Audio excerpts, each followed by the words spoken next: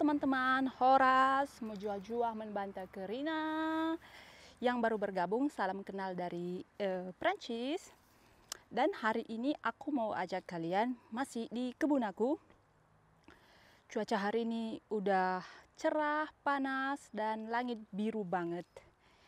Ya kalau mau keluar, kalau mau aktivitas berkebun itu harus di pagi hari karena panas.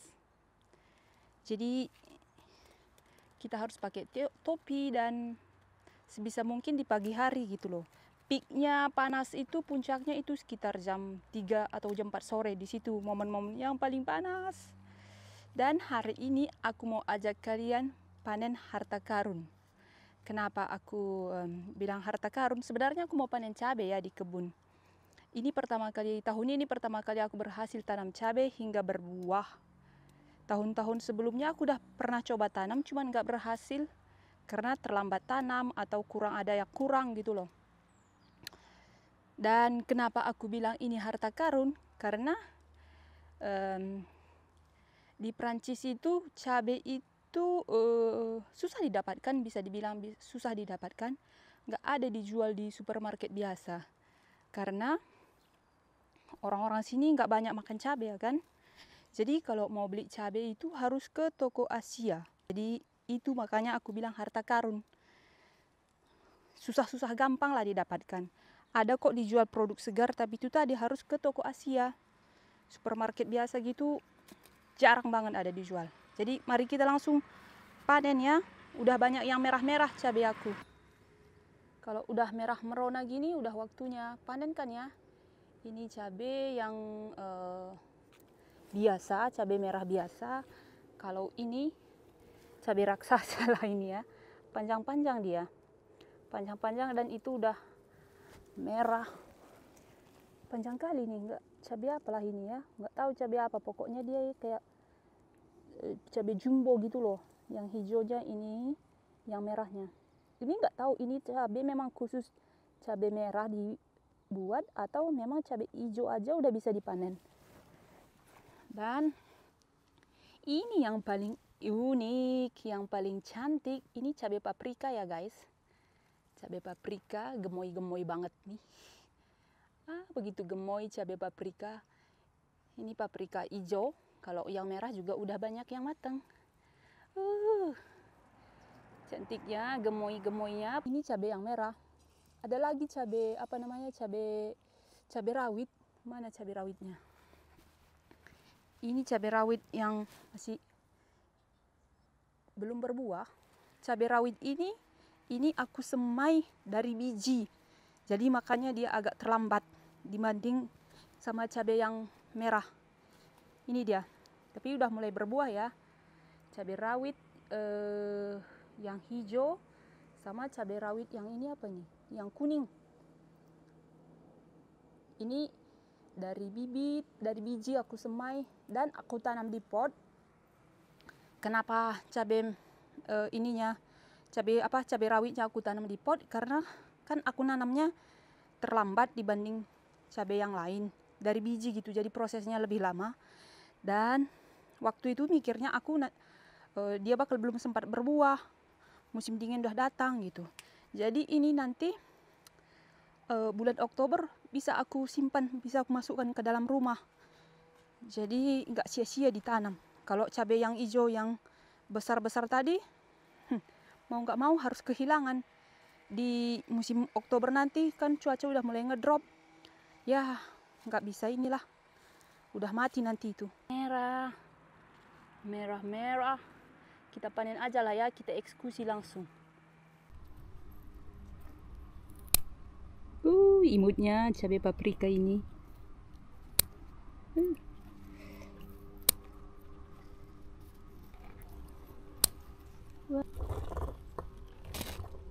Panen cabai merah. Sensasinya panen cabai agak lain ya. Cabai panen harta karun di Prancis. Di sini selain panen cabai, aku mau sambil cerita ke teman-teman ya. Karena kemarin ada yang bertanya di kolom komentar. yang nanya, ya kebanyakan ditanya soal Abang Niko sih ya.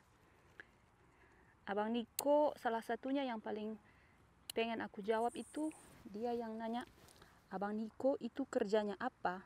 Jadi menurut aku jawab di sini karena lebih jelas, lebih mudah menjelaskannya ke kalian. Jadi Abang Niko itu kerjanya dia sebagai teknik listrik. Dia dulu sekolahnya teknik listrik, jadi teknisian listrik gitu. Tapi dia listrik mekanik, listrik mesin gitu loh. Bukan listrik yang pasang-pasang kabel di rumah, tapi dia lebih ke listrik mekanik. Dan dia itu kerjanya sebagai kuli ya. Dua-duanya sih kami kerja sebagai kuli di Perancis ini. Kerja untuk orang. Cuman Abang Niko kerja 100%, aku hanya kerja 90%. Dalam seminggu aku kerja 4 hari full. Di hari Rabu aku hanya kerja setengah hari. Sambil aku tunjukkan cabenya. Kayak ini, kayak tangan bajak laut. Saking ininya, saking panjangnya. Tuh ini tanganku. Kayak tangan bajak laut. Tweet, tweet, tweet, tweet, tweet, tweet, tweet. Jack Sparrow gitu. Kita lanjut lah ya cerita. Jadi jam kerjanya dia itu dalam seminggu 39 jam. Kalau UMR di Prancis itu jam kerjanya itu 35 jam per minggu minimal. Lanjut cerita kita tadi lah ya, sempat kepotong kan.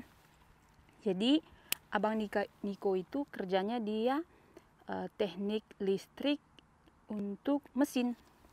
Dan dia itu bekerja, perusahaannya namanya terang-terang aja lah ya, namanya Bontas.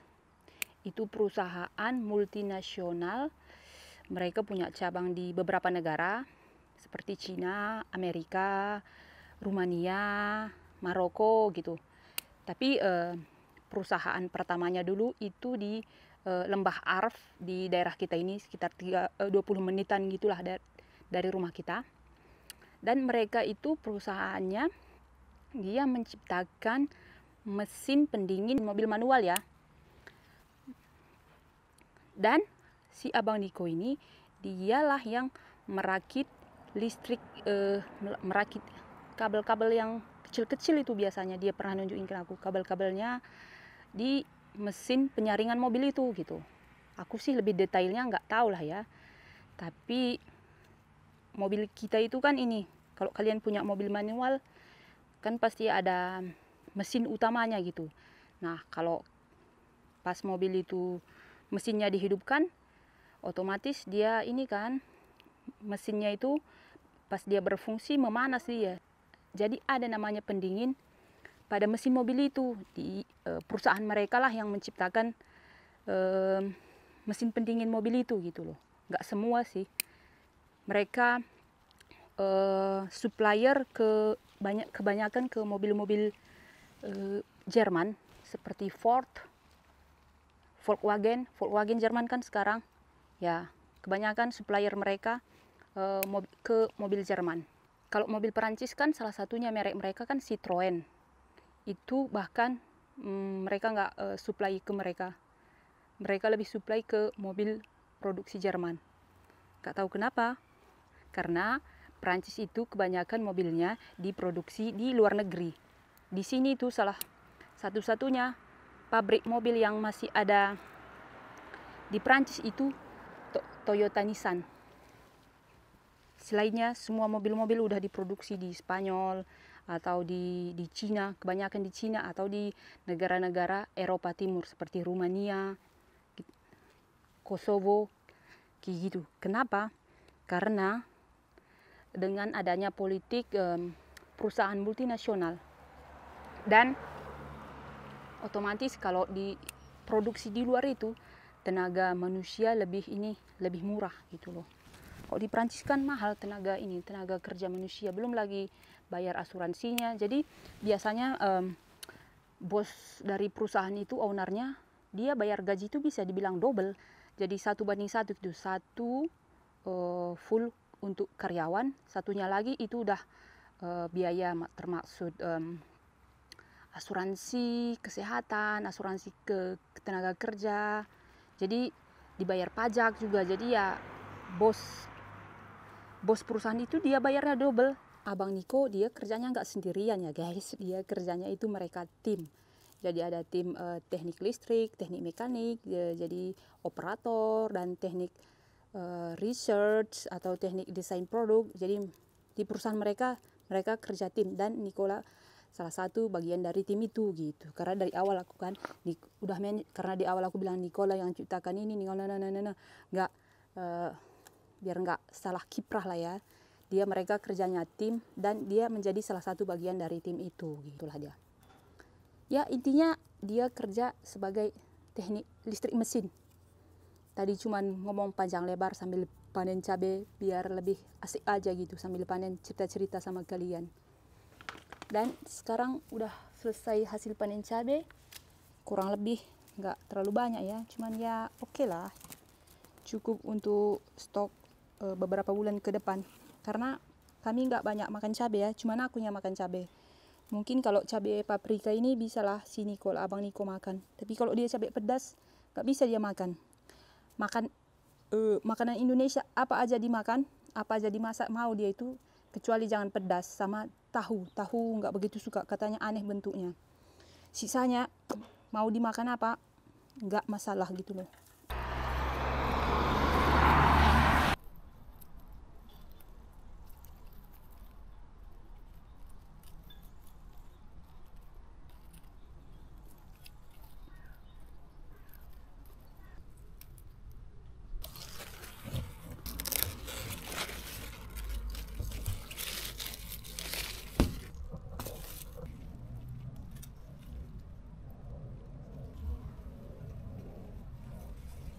Ini yang jumbo, zucchini ras yang ini gedenya cepat banget yang ini. Bongsor dia udah, cepat banget dia bongsor ini.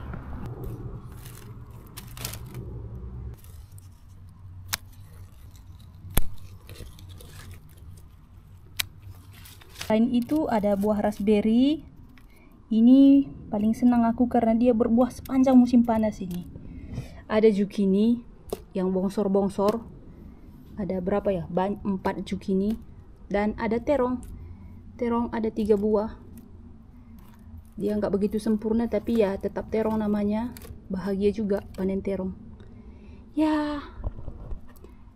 Bintang utamanya tetap cabai, yang awalnya memang niat panen cabai tadi ya, tapi ada sayuran lain sebagai bonus. Terima kasih untuk teman-teman yang udah nonton dari awal sampai akhir. Dan seperti biasa ya, jangan lupa kalian subscribe untuk mendukung channel ini agar makin semangat Nade Tigan buat konten dan video tentang alam atau tentang kehidupan sehari-hari, apapun itulah ya. Misalnya kalian ada pertanyaan, bisa tulis di kolom komentar. Terima kasih teman-teman. Horas menjuah-juah kita Kirina. Assalamualaikum, sampai jumpa di video selanjutnya. Bye bye.